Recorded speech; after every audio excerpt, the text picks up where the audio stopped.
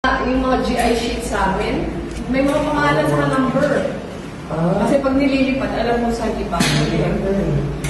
Tapos naglalagay na ng mga bulong on top of the... Pero marami rin po nasa ito. Pumunta ako ng... Kasi kung gabi na siya na lang bibigay sa akin yung share ko. Kasi mas malaki yung area. Yes, but this one is whoever is feeling it po. Pero siya yung bibigay.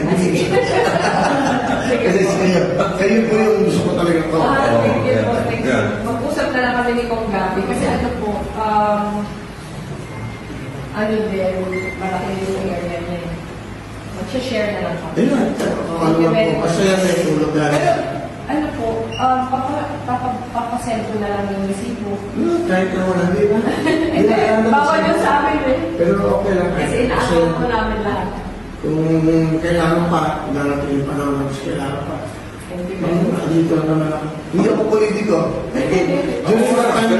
During that time na maraming bagyo natin. Ng bagyo, we are very much aware na ang tagal niya nang ginagawa ito quietly. Kaya sa amin naman po, sobrang grateful kami. Sobrang honored kami na nandito siya in person para ipaabot yung kanyang tulong. And Kong, isa rin po ang distrito nyo sa, sabi po kanina ninyo, mag-share po kayo doon sa blessing. Kong? What's the question? Ayun po, yung pong mensahe lang po. Kaya kami, nagpapasalamat kami kay Senator Willie Rebellion. Tama sabi ni Vice President na first time namin siya nakita. Personally, talagang ang ginagawa niya, walang publicity. Tumutulong.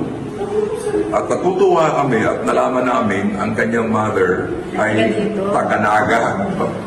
So, welcome sa Naga City. Salamat. Bakit?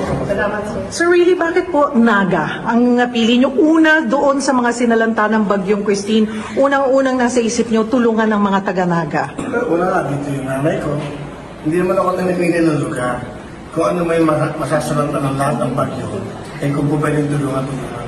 Nung nakita ko sa news kasi, sa TV5 News, kung tayo sa inyo, nakita ko yung talagang baha.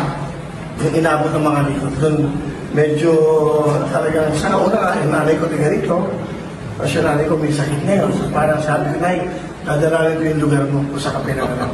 And then that's why, tumawag ng paraan kay Madam Vice President Lenny, at kasi yung Congressman. At ito, nandito ako, hindi ito para ano pa man, at ito talagang bukal sa loob ko na makatulong sa inyo. Papa, kung gusto nyo akong kasama, magbibigay na lang yung goods, I'm open. Hindi naman ako nandito para ano pa man. Talagang gusto kong makidamay, dumamay sa ating mga kamay. In fact, hindi na naman ito. Nakita naman natin nangyari mo sa Batangas. Parang may tumawag ka rin sa akin, mga board members, Dr. Member natin, tulungan mo kami, please, really, hirap na hirap kami. So, baka bukas kung magkakataon. Okay.